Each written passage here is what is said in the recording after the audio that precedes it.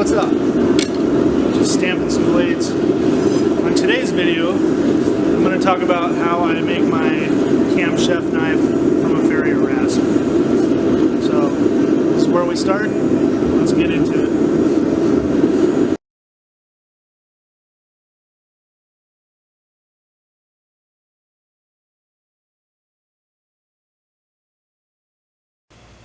Hey guys, what's up?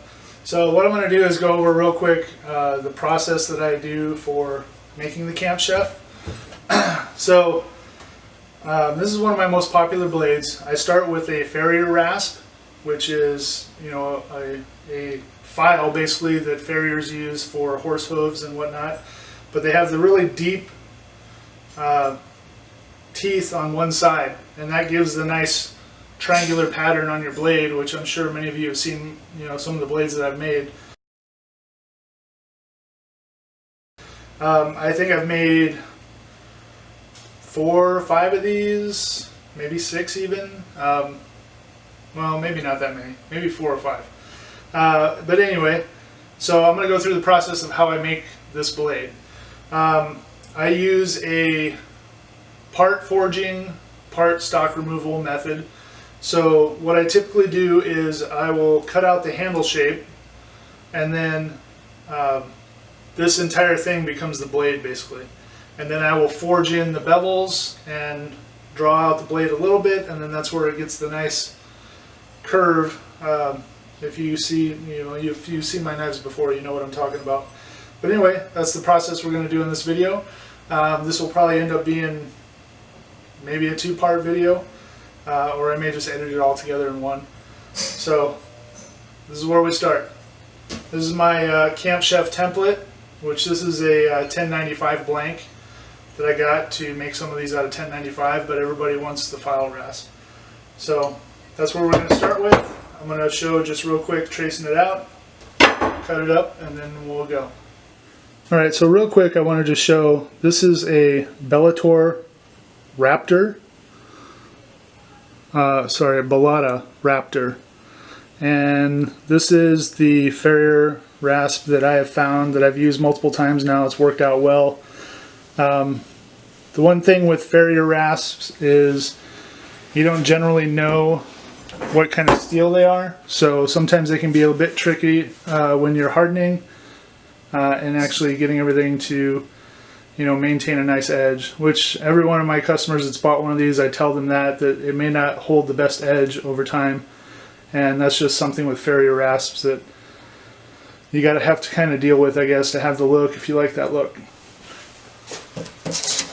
So I picked this rasp because it's a particular size that I don't have to really do anything. So it's a 2 1/4 inch.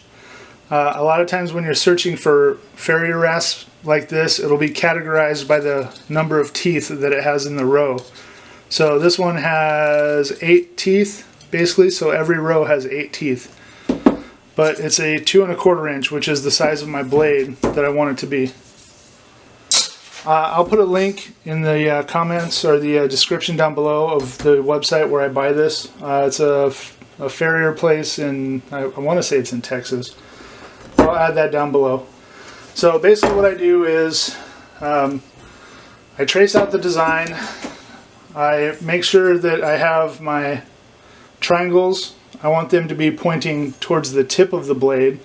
So it's kind of hard to see, you know, here because the blade's all gray right now. I normalized this blade, annealed it basically, which is what you need to do because it is hard when you start. So if you're going to do any drilling, cutting, anything like that, you're going to want to anneal your blade first. So the way I do that is I get it up to forging temps, and then I put it into vermiculite and let it sit overnight and cool down very slowly, and then that softens it up so that it's a little bit more workable. The vermiculite, I'm sure you're all familiar with. It looks basically kind of like styrofoam grains almost, but what it does is it retains the heat, so it cools down very, very slowly, and that's what will anneal steel if you need to have steel annealed, or one method of doing it. So I get my triangles pointed forward, which will be this direction, and basically what I do is I take my template and I mark it out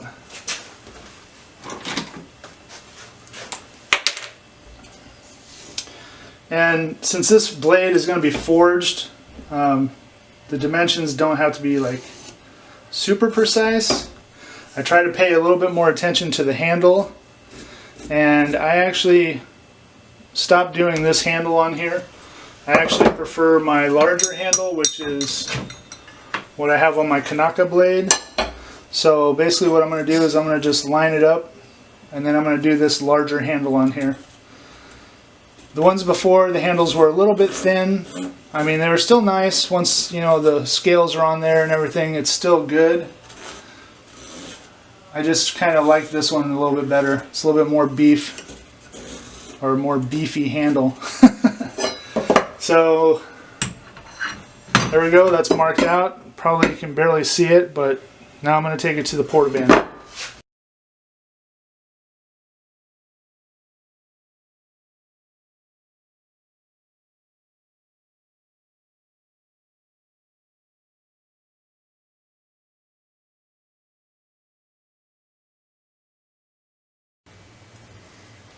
Very rough cut.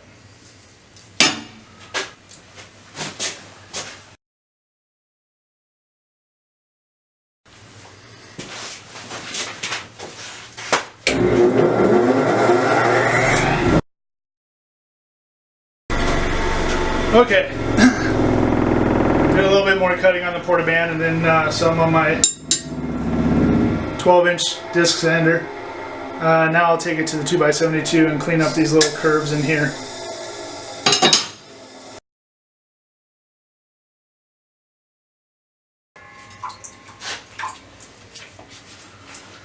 Alright, that's pretty much a rough shape. Can do more profiling after I'm done forging. So we'll be on to the next step now.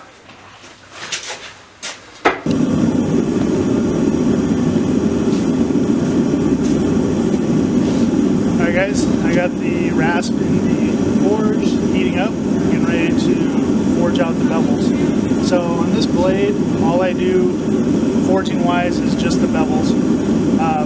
The handle is all stock removal, and then from there it's just, you know, touching up the profile, grinding the bevels after they're forged, and finishing the knife up.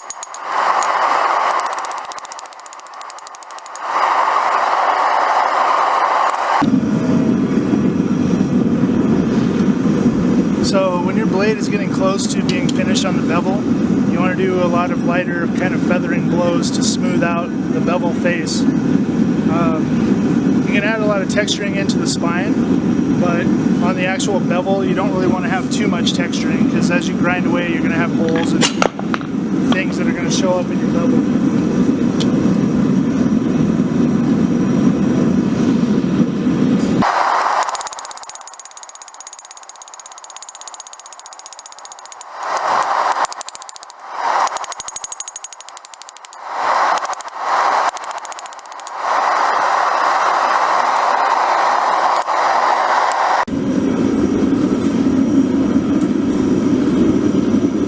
Alright guys, I have this blade pretty much to where I want it as far as forging it out. What I'm going to do next is I'm going to heat it up and I'm going to put my touch mark in there, and then we'll do one last heat and then I'll quench it for the hardening.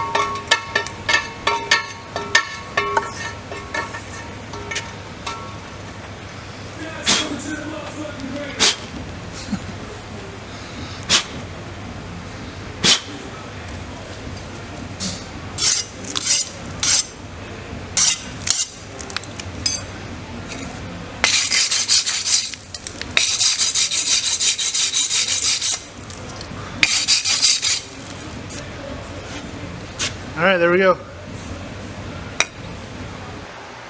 Alright guys, well that's going to wrap up this video. So basically this is what I ended up with. Forged out the bevel pretty much, a little bit of stock removal on the handle. I still have to do a little bit more. One thing that you may want to do before you do any heat treating or before you harden the blade and do your quench, you may want to drill your handle, your pinholes.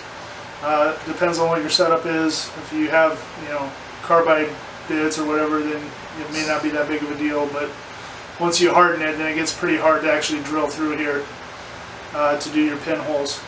So that's going to be it. I need a little bit more work to profile this handle up, but that's how I make my Rasp Farrier Camp Chef knife. So I'm going to just do this as a single video. If you guys would like to see me finish this out, I guess leave some comments down below. And as I do the handle for this and finish it up, then I guess if somebody wants a video, then I'll do a part 2 to this. But that's it. So I guess get out there and try and make some stuff, and I hope everybody has a good day. And I'll see you guys on the next video. Bye.